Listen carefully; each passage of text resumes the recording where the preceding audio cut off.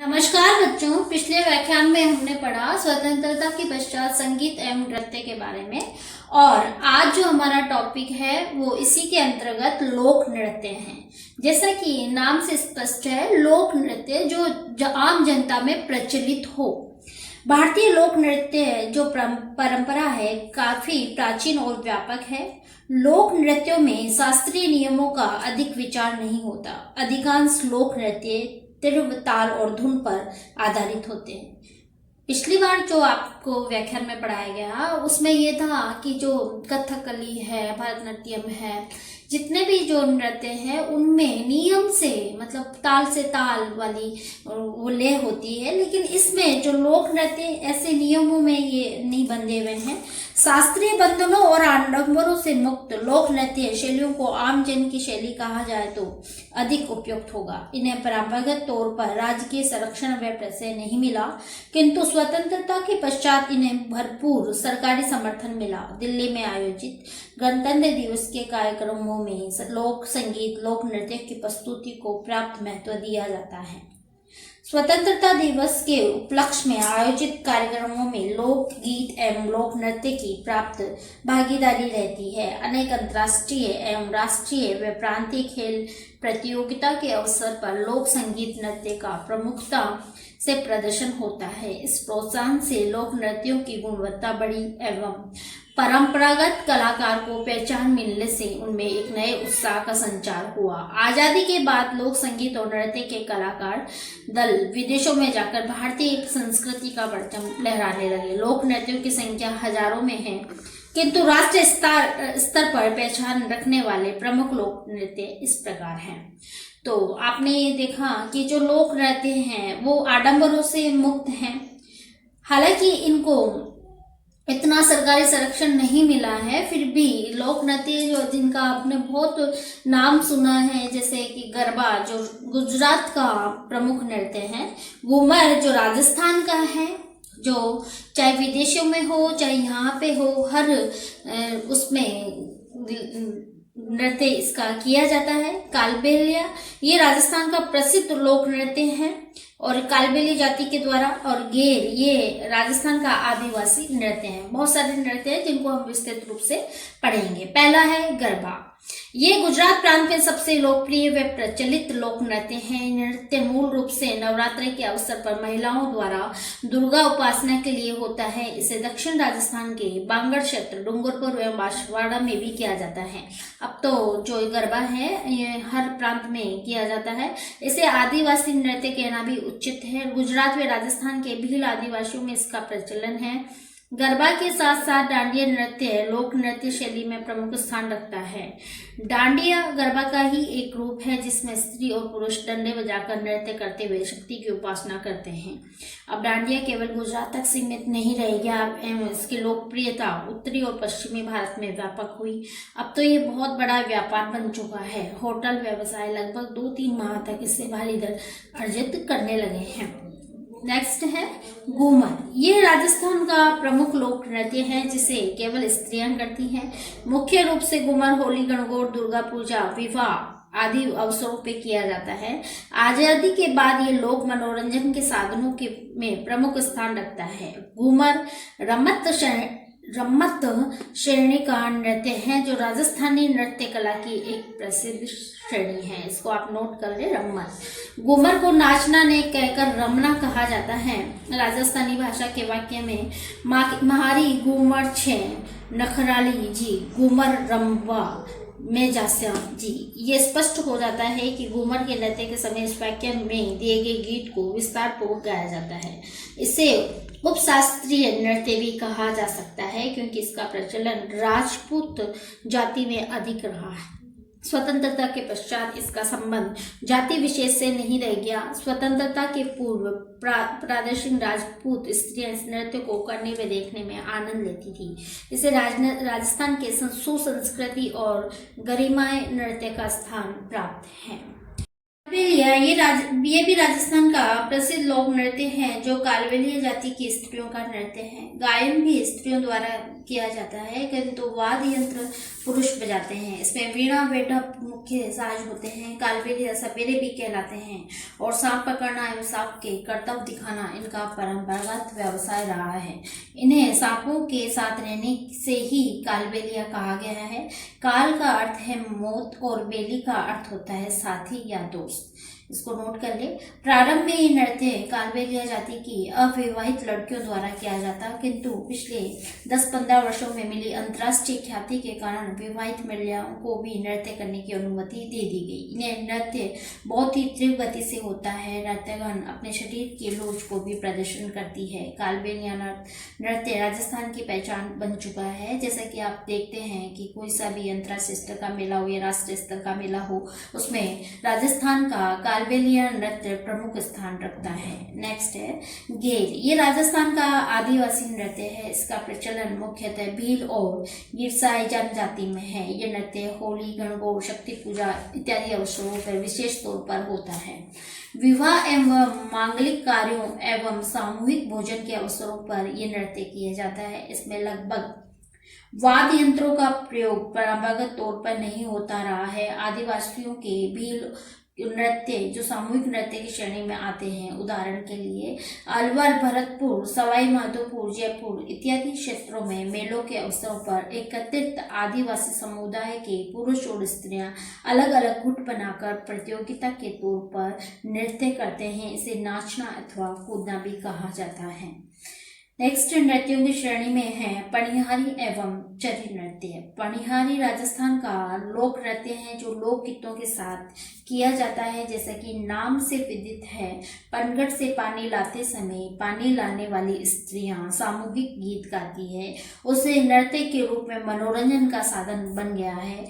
ये सामूहिक नृत्य है जिसमें नर्तकगण सिर पर गगरी रखकर नृत्य करती हैं। इससे मिलता जुलता चरी का नाम अकल नृत्य होता है, जिसमें विभिन्न आकारों की 7 मटकी गगरी सिर पर रखकर नर्तकगण नृत्य करती है। नृत्य विद्या का वाणिज्यीकरण होने के साथ साथ इसे और आकर्षक बनाने का प्रयास किया गया है। चरी धारण किए हुए नर्तकगण तलवारों, कांच के टुकड़ों, कीलों एवं गिलास इत्यादि पर नृत्य करती हैं। अब पुरुष भी यह नृत्य करने लगे हैं। सिर पर गग्गे रखकर और अनेक नृत्य किए जाते हैं। इस नृत्य का महत्वपूर्ण स्थान है और मनोरंजन में इसको बहुत ही महत्वपूर्ण है और इससे बहुत ही आकर्षक ये नृत्य लगता है।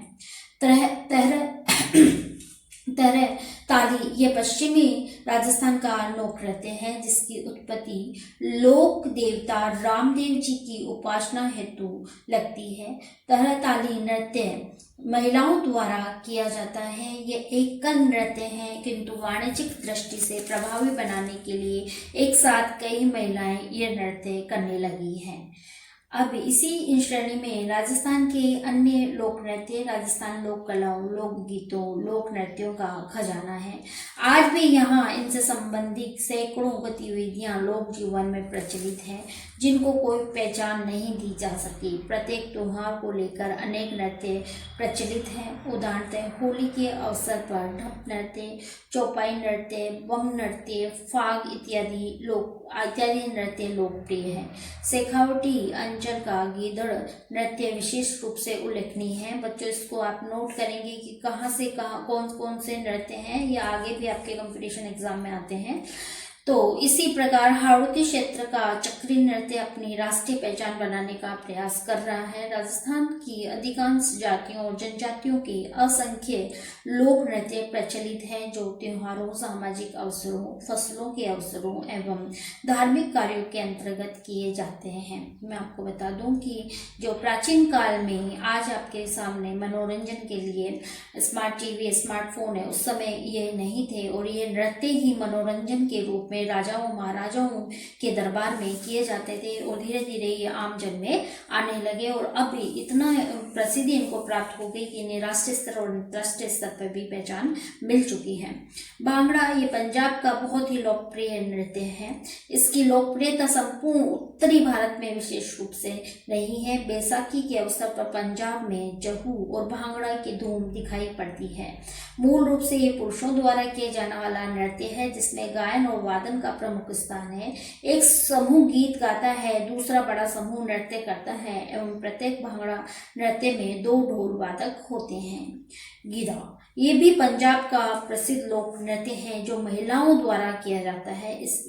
यदि इसे महिलाओं का भांगड़ा कहे तो अत्युक्त शक्ति नहीं होगी। पंजाब की नारियों को सांगरिक रूप से इसमें प्रस्तुत होते हैं। उनकी कामनीयता, नाजुकता, सहजता आदि इस नृत्य में देखने मिलती है। यह नृत्य भी गायन और वादन के साथ होता है। नेक्स्ट है बिहू। ये आसाम का प्रमुख लोक नृत्य है। इसको आप नोट करेंगे, मैंने पहले भी कहा आपको कि कहाँ कौन से राज्य का कहाँ का नृत्य है, वो उसको आप एक डायरी में नोट करेंगे। इसे आसाम के आदिवासियों का नृत्य माना जाता है तथा कालांतर में ये सभी जातियों व जनजातियों में लोकप्रियता हो गया है। इस नृत्य का आयोजन एक वर्ष में 3 बार होता है जिनका संबंध नई फसल और सामाजिक व सांस्कृतिक उत्सव में होता है। ये भी सामूहिक नृत्य है जो मुख्यतः महिलाओं द्वारा किया जाता है, किंतु अब इसे पुरुष भी करने लगे हैं। आधुनिकीकरण और वाणिज्यीकरण के दौर में इसे आकर्षक और बनाने का प्रयास किया गया है। अब इसमें लोकात्मकता के साथ साथ शास्त्रीयता का प्रवेश हो चुका है। रहूफ ये नृत्य जम्मू व कश्मीर का प्रमुख लोक नृत्य है। ये नृत्य भी महिला प्रधान नृत्य है। ग्रामीण अंचलों में इसका प्रचलन आज भी पर्याप्त है। नृत्य करने वाली स्त्रियां 2 पंक्तियों में नृत्य हो तो आमने सामने खड़ी होती हैं, एक दूसरे के गले में अपनी बाहें डालकर नृत्य करती हैं। पंडवानी ये छत्तीसगढ़ का प्रांत का लोकप्रिय लोक नृत्य है। इसका संबंध मूल रूप से पांडवों की कथा से है। इसमें गायन, वादन एवं नृत्य एक पुरुष अथवा महिलाओं द्वारा किया जाता है। इससे मिलते जुलते कुछ लोक नृत्य उत्तर प्रदेश व राजस्थान में प्रचलित हैं। उदाहरणतः अल्हा, ढोला, रसिया इत्यादि इस श्रेणी में आते हैं। अलाउद्दल मध्य उत्तर प्रदेश के क्षेत्रों में नायक के रूप में याद किया जाता है और उनकी वीरता की गाथाओं को लेकर अल्हा का गायन किया जाता है जिसके साथ साथ वीरता का नृत्य जुड़ा हुआ है। इसी प्रकार ढोला नल दमयंती की कथा पर आधारित है। रसिया मुक्त गायन और नृत्य के अंदर सम्मिलित है। रसिया का प्रचलन ब्रज क्षेत्र में विशेष रूप से उल्लेखनीय है। इसके अतिरिक्त हैला, ख्याल, जिक्री इत्यादि भी इस श्रेणी के लोक नृत्य हैं। नेक्स्ट है विदेशिया। ये उत्तर प्रदेश व बिहार राज्य का प्रचलित लोक नृत्य है। विभिन्न त्योहारों के अवसरों पर गीतों के साथ नृत्य किया जाता है। उत्तर प्रदेश व बिहार के भोजपुरी क्षेत्र की ग्रामीण जनता में इसका प्रचलन लोकप्रिय है। इस नृत्य को पहचान दिलाने का श्रेय भिखारी ठाकुर को दिया जाता है। नेक्स्ट है नौटंकी। ये उत्तर प्रदेश की लोकप्रिय नाट्य विद्या से है। इसे लोक रंगमंच का हिस्सा माना जाए तो अधिक उपयुक्त होगा। ये संपूर्ण उत्तर प्रदेश में प्रचलित है, किंतु यह मुख्यतः मध्य उत्तर प्रदेश और पश्चिमी उत्तर प्रदेश के आगरा, मथुरा, अलीगढ़, हथरस, बिहारी, बरेली इत्यादि क्षेत्रों में अधिक लोकप्रिय है। इसको नोट कर लें। पूर्वी राजस्थान में भी इस विद्या का प्रचलन है। भरतपुर जिले के गिरिराज मनोहर, श्याम सुंदर, लच्छो इत्यादि नौटंकी के नामी कलाकार संचालक रहे हैं। नौटंकी की विषय वस्तु पौराणिक और लोक कथाओं से ली गई है। इस पर पारसी रंगमंच का प्रभाव स्पष्ट दिखाई देता है। नौटंकी की विषय वस्तु पर अधिकांश पुस्तकें हाथरस से प्रकाशित हुई। प्रसिद्ध नौटंकियों में राजा हरिश्चंद्र, भरत पुरमल, अमर सिंह राठौर, हीर रांझा, लैला मजनू इत्यादि बहुत लोकप्रिय हैं। ये गायकी प्रधान गीत नाट्यों की धुनों और शास्त्रीय संगीत पर आधारित होती है। इसमें चौबेला, दोहा, छंद, लावनी, कव्वाली, गजल, ठुमरी, दादरा, वीर इत्यादि का प्रयोग किया जाता है। इस नृत्य की श्रेणी में इसे सम्मिलित किया गया है क्योंकि इसमें अधिकांश कहानियों के भाव नृत्य माध्यम से व्यक्त किए जाते हैं। इसमें प्रारंभिक सामूहिक गीत और नृत्य भी प्रस्तुत किए जाते हैं। तो यहाँ पे और ये बहुत सारे नाट्यों की इसमें विदित है, जिसमें भगवान की प्रार्थना, नौटंकी, तमाशों की सफलता के लिए की जाती है। राष्ट्रपति राष्ट्र प्रेरणा से भी प्रारंभिक गायन और नृत्य का विषय होता है। इसमें प्रारंभिक तौर पर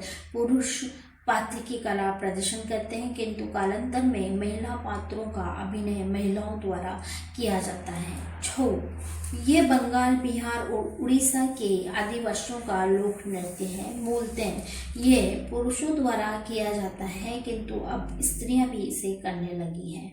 तो बच्चों, यहाँ पर कुछ लोक नृत्य मैंने आपको बताया कि जैसा कि नाम से स्पष्ट है, लोक नृत्य यानी जो आम जन में प्रचलित नृत्य हैं। हालांकि मैंने बताया पहले आपको कि इनको राजकीय संरक्षण प्राप्त नहीं था। ये जितने भी लोक नृत्य किए जाते थे, ये राजा महाराजाओं की शोभा के लिए किए जाते थे, लेकिन वर्तमान समय में इनको अंतर्राष्ट्रीय स्तर पर और राष्ट्रीय स्तर पर ख्याति प्राप्त हो चुकी है और इनको मनोरंजन के लिए भी किया जाता है। तो ये बहुत सारे मैंने आपको लोक नृत्य बताए, तो आप इनमें से लोक नृत्य जो जहाँ का है उसको नोट करेंगे और कौन प्रमुख कलाकार हैं उनको अलग से नोट करेंगे। और आगे हम लेते हैं इसी कड़ी में रंगमंच। भारत में रंगमंच की परंपरा भी संगीत और नृत्य से पुरानी है। भारत में रंगमंच का इतिहास कम से कम 2000 वर्ष पुराना है। प्राचीन काल में शास्त्रीय रंगमंच की विद्या काफी विकसित अवस्था में थी। संस्कृत साहित्य में नाटक लिखने की परंपरा भी विकसित रही है। जैसे कि जब आपने ये प्रथम वर्ष में प्राचीन भारत का इतिहास पढ़ा, उसमें आपने गुप्त काल, मौर्य काल, जिसमें मौर्य काल और गुप्त काल में जो राज्य के दरबार में जो कवि थे, उन्होंने अपने नाटकों के माध्यम से उस समय की तत्कालीन राजनीतिक, सामाजिक, आर्थिक दशा का वर्णन किया था। उसी कड़ी में जो संस्कृत के नाटक लेखकों में कालिदास, भास, भवभूति, हर्ष, शूद्रक, अश्वमेध, विशाखादत्त, राजशेखर इत्यादि का नाम उल्लेखनीय है और इनकी जो रचनाओं हैं उनसे आप परिचित हैं। इनमें अभिज्ञान शाकुंतलम, मृच्छकटिकम, मालविकाग्निमित्रम,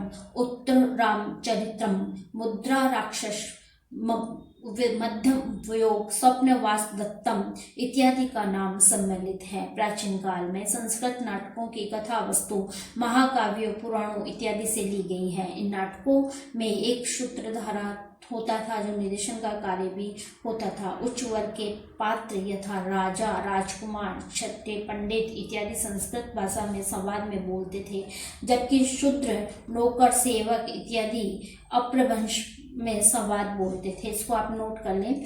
प्रहसन के लिए विदूषक नामक पात्र होता था, जिसे आज जोकर अथवा कॉमेडियन भी कहा जाता है। संस्कृत का जनाधार कम होने के साथ साथ संस्कृत नाटकों का प्रचलन कम हो गया। मध्यकाल में अनेक स्थानीय रंगमंच शैलियों का विकास हुआ। इनमें बंगाल में जात्रा, महाराष्ट्र में तमाशा, राजस्थान, पंजाब व दिल्ली में स्वांग, उत्तर प्रदेश में नौटंकी, गुजरात भावी, मध्य प्रदेश में माच, गुजरात में रास, राजस्थान में ख्याल, रास व रम्मत, पंजाब में नक्काल, कर्नाटक में यशान, केरल में कुडियाट्टम इत्यादि का नाम उल्लेखनीय है। ब्रिटिश काल में आधुनिक रंगमंच का उदय 1831 से माना जाता है। इसको नोट करें आप। इस वर्ष प्रसन्न कुमार टैगोर ने कलकत्ता में हिंदू रंगमंच नामक ऐतिहासिक नाटकों और रविंद्रनाथ टैगोर के कलात्मक नाटकों ने बंगाली रंगमंच को श्रीमती प्रदान की। बंगाल भारत के आधुनिक रंगमंच और नाटक विद्या का अगुवा बन गया। आज़ादी के बाद भी ये नेतृत्वकारी भूमिका रही। बंगाल की तर्ज पे मराठी, कन्नड़, गुजराती और उड़िया रंगमंच का भी उदय हुआ। स्वतंत्रता के पश्चात भारतीय रंगमंच के विभिन्न रूप सामने आए। नाट्य विधा को सामाजिक चेतना व सामाजिक परिवर्तन का शक्तिशाली माध्यम बनाने का प्रयास किया गया। नाटकों के माध्यम से नए संदेश दिए जाने लगे और बंगाली में नाटक विद्या का उल्लेखनीय विद्या का विकास हुआ। हिंदी में भी नाटक लिखे गए। मराठी रंगमंच के प्रसिद्ध व्यक्तित्व विजय तेंदुलकर ने मराठी रंगमंच को एक नई दिशा प्रदान की। हिंदी में नाटक लेखन को भारतेंदु हरिश्चंद्र ने लोकप्रियता और बनाई। वे पक्के राष्ट्रवादी लेखक थे। 19वीं सदी के उत्तरार्ध में 1850 व 1900 के हिंदी काल को भारतेंदु युग के नाम से जाना जाता है। इसको आप नोट कर लें, और जो हिंदी साहित्य के विद्यार्थी हैं वो इससे परिचित हैं। उन्हें आधुनिक नाट्य विद्या का पिता भी कहा जा सकता है। भारतेंदु हरिश्चंद्र ने व्यंग्य प्रधान नाटक लिखे, जैसे वैदिकी हिंसा, नवभूति, भारत दूत, अंधेर नगरी। लिखे नाटकों के क्षेत्र में आजादी के बाद देवी प्रसाद पुन, ज्वाला प्रसाद मिश्र, हरिओद लेखकों ने सफल प्रयास किए। तो यहाँ पर हिंदी साहित्य व रंगमंच का उल्लेखनीय सेवाएं दी। बाद में विष्णु प्रभाकर, उपेंद्र नाथ आदि के नाटक भी लिखे गए। परंपरागत नाट्य शैली स्वतंत्रता के बाद भी अपना महत्वपूर्ण स्थान रखता है। स्वतंत्रता के पश्चात भारत सरकार ने परंपरागत संगीत व नाटक विद्याओं के संरक्षण हेतु 1953 में संगीत नाटक अकादमी की स्थापना की। इसको नोट करेंगे आप, 1953, जिसका उद्घाटन उसी वर्ष 28 जनवरी को भारत के प्रथम राष्ट्रपति डॉक्टर राजेंद्र प्रसाद ने किया। इसी अकादमी ने 1959 में राष्ट्रीय नाट्य विद्यालय national school of drama NSD की स्थापना की। अतः बच्चों, मैंने यहाँ पे आपको लोक संगीत और रंगमंच का परिचय दिया है। तो मुझे पूर्ण आशा है कि आपको इसमें समझ में आया होगा और इसका आप अभ्यास भी करेंगे। धन्यवाद।